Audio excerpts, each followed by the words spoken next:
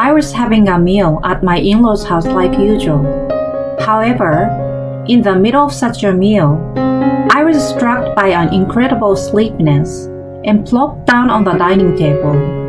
In my dazed consciousness, I heard my husband's laughter, and "It finally worked. Let's take her to the mattress." I tried to resist, but my consciousness faded away, and when I came to, I was lying on a hospital bed. My mother-in-law, who was attending to me, told me a shocking truth. I'm Kristen, a 26-year-old office worker. My husband Archie is also a 26-year-old office worker. We met as colleagues at work, and our similar hobbies and views on love brought us closer together, and we got married after 2 years of dating. I was 25 years old. During our relationship, Archie and I enjoyed snowboarding, which was a common hobby of ours, and we often went on trips, and Archie would make plans for us on those trips. I was having trouble fitting in at work at the time, but Archie comforted me about it, and thanks to him, who was such a strong ally, I was mentally supported and gradually began to fit in at work. Archie was the second son, but since my brother-in-law, the eldest son, had found a job far away from home after we got married, my parents-in-law, especially my father-in-law, started urging me to have a grandchild as soon as possible.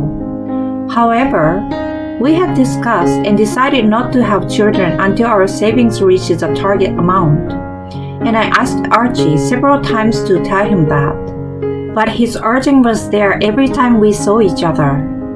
My parents-in-law's house was less than an hour's drive away, and once or twice a month, we would visit them and have dinner there. My in-laws are what you would call old-fashioned people, and my father-in-law always believed in a patriarchal household. My mother-in-law was a quiet woman who stood quietly behind my father-in-law and took care of him.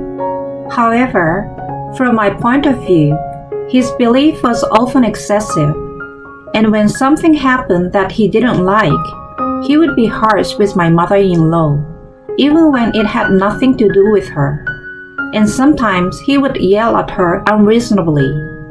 I felt incredibly uncomfortable, but Archie did not care about this, and I had to live with the atmosphere, knowing that it was not something I, as his wife, was allowed to interfere with. On the other hand, my father was a loving husband, and he took care of my mother, and she was very grateful to him. I was quite surprised at the gap between my own parents and my parents-in-law's image of a married couple. The main cause of my unease was the fact that Archie had no doubts about his parents' relationship. On the contrary, he took advantage of my father-in-law's unreasonableness toward my mother-in-law. "Mom, you're really slow." In response, my mother-in-law responded with a sad smile and said, "I'm sorry." I was so pained to see my mother-in-law apologizing with a sad smile.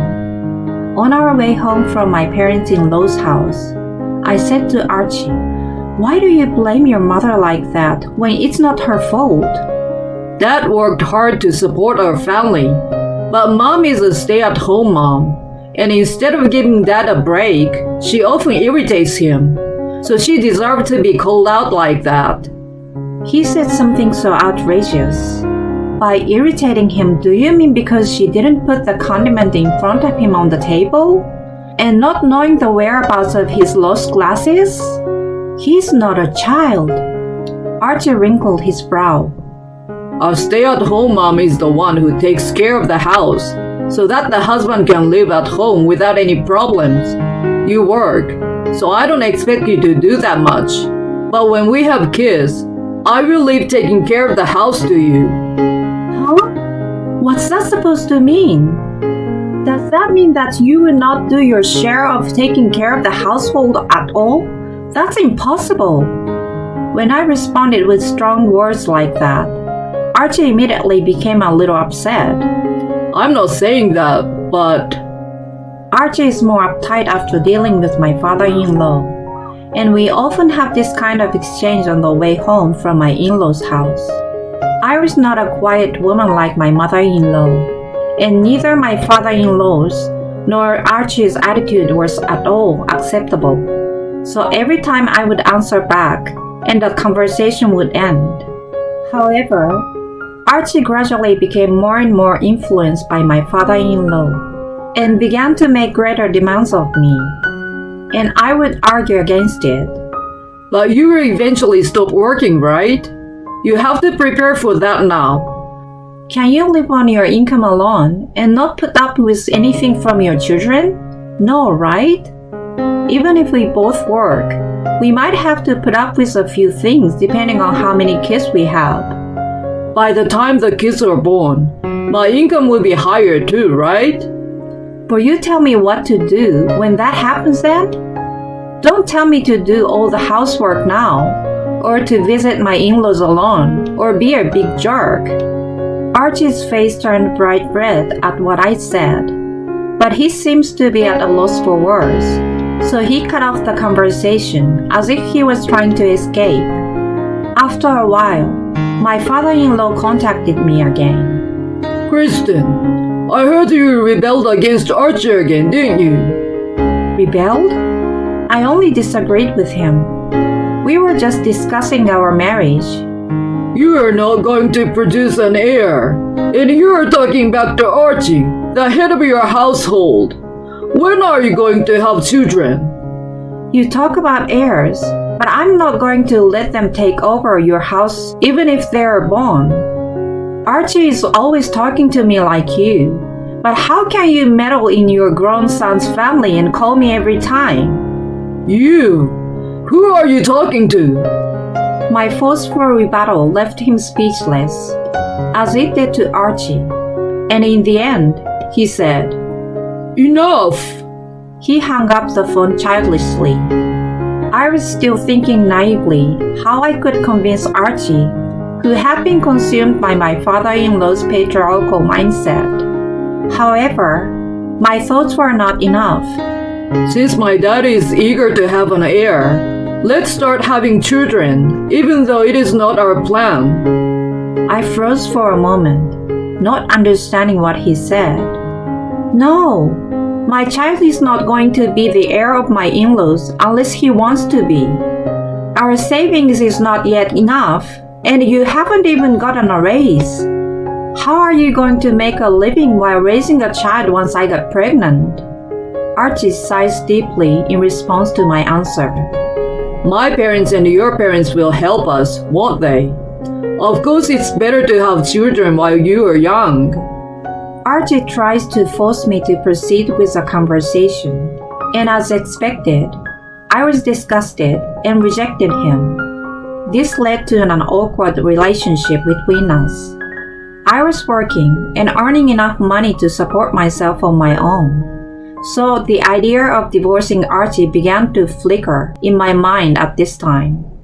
I tried many times to discuss the divorce with Archie, but Archie at that time put his father-in-law's words before my opinion, and even if I tried to discuss the divorce with him, I could not get him to agree. When I tried to discuss with Archie, he would repeat my father-in-law's words. It was just a meaningless dialogue with him. However, we started making more visits to our in-laws, and although I really did not like them, I was following Archie with a mysterious sense of obligation that if I refused him, we might not be able to function as a couple at all. My father-in-law's sarcasm got worse every time I saw him, but on the other hand, his pressure on my mother-in-law's eased up, and I managed to keep my spirits up, thinking that this was a relief at least. Christine, when are you going to become a decent wife who respects her husband? You are really unfit wife, rebelling not only against the patriarch of the family, has no heir, but also against her parents-in-law. You should really be thankful that Archie is not divorcing you. I let my father-in-law's sarcasm go by saying yes, but I felt that the food tasted worse than usual because of his sarcasm, and I was a little reluctant to eat. I could see that my mother-in-law was looking at me with a worried expression, but I did not pay any attention to this and continued to eat. However, as time went by, I felt my body was getting heavier and my consciousness was getting dimmer. The next moment I realized that it was a sleepiness, but I couldn't stand it anymore, and I fell down on a table, my whole body suddenly losing its strength. In my foggy consciousness, I desperately tried to get myself up, fearing that my father-in-law would scold me again if I didn't get up soon. But I heard Archie's laughter and my father-in-law's. Finally it worked. Let's carry her to the mattress. That's right. Go make an heir quickly. I felt a chill deep inside me from their conversation, but unable to resist it, I fell into a deep sleep. When I awoke, my body was on the bed in the hospital room. In my slowly becoming conscious, I noticed my mother-in-law standing by the bed, crying and apologizing to me. Kristen, thank God! You are awake!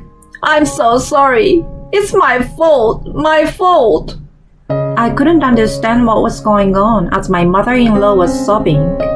But the nurses and doctors who heard her voice came to the hospital room and explained the situation on her behalf. I woke up the day after I ate the meal, and it was laced with sleeping pills.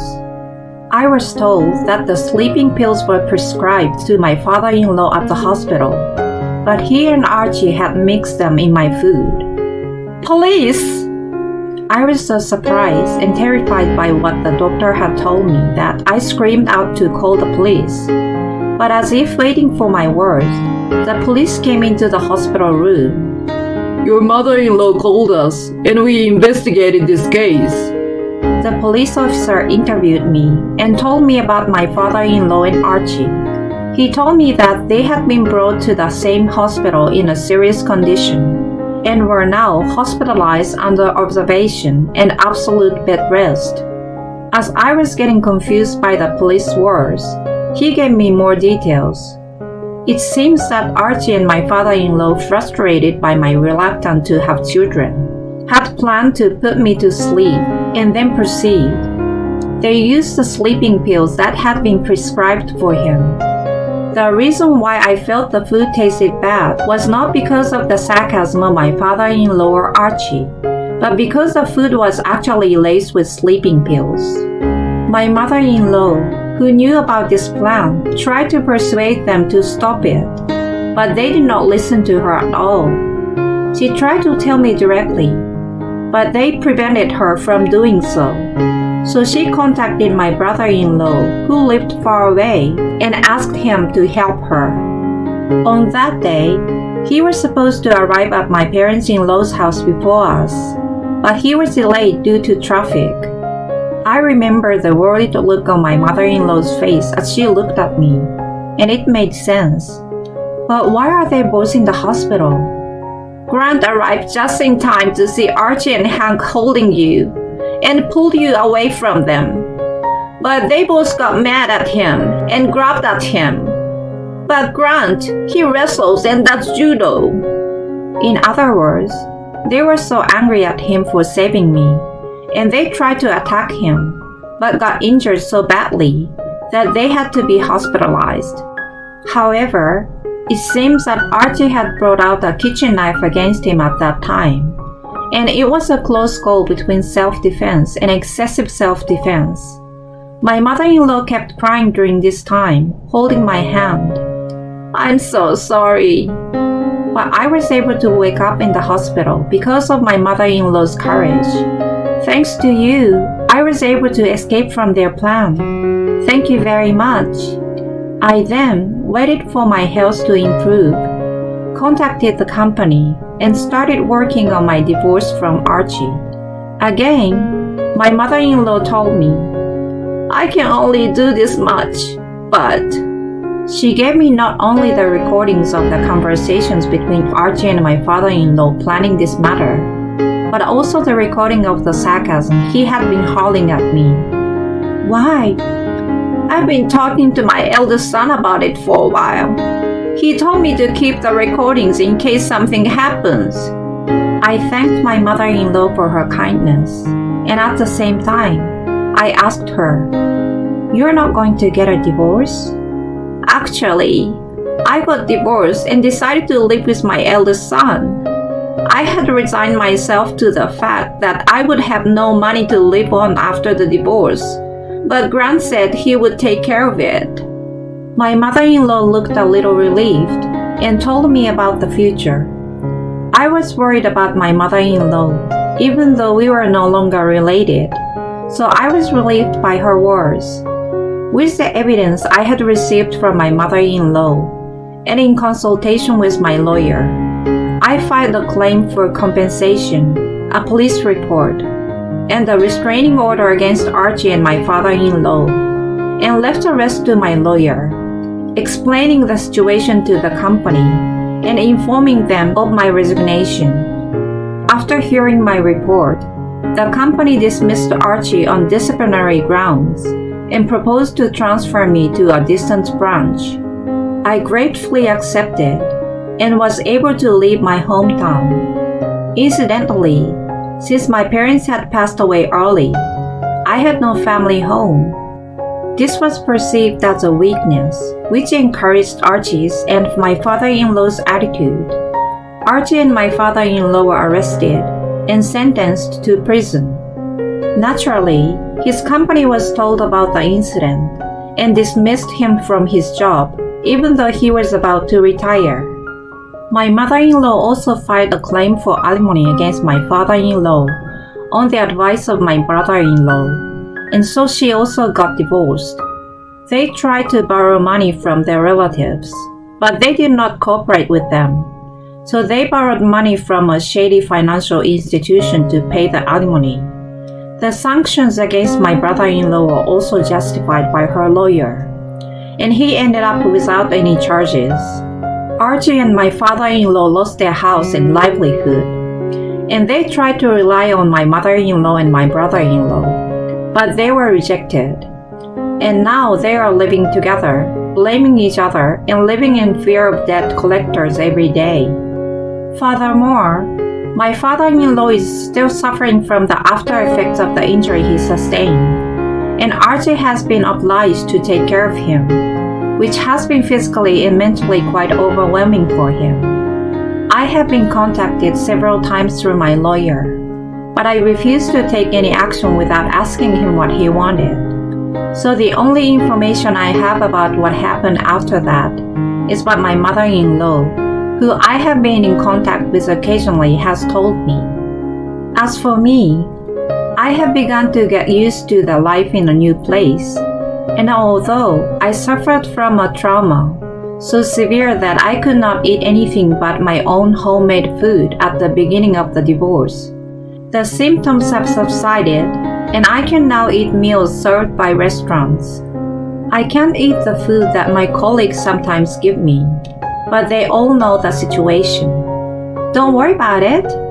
Surrounded by such warm people, I have recovered mentally and physically, and I'm now enjoying my life alone. My mother-in-law and I have maintained a good relationship even after the divorce, and we sometimes have dinner between our residents. And I have tried many times to thank my brother-in-law for all he has done for me. It was the worst incident that happened because I ran away from my parents' house and left them alone because I was too lazy to deal with them. So I would rather pay alimony to you too. But I never let him do that for me. I can't forget everything that happened, but I'm looking forward to the future and hope to recover from it in time.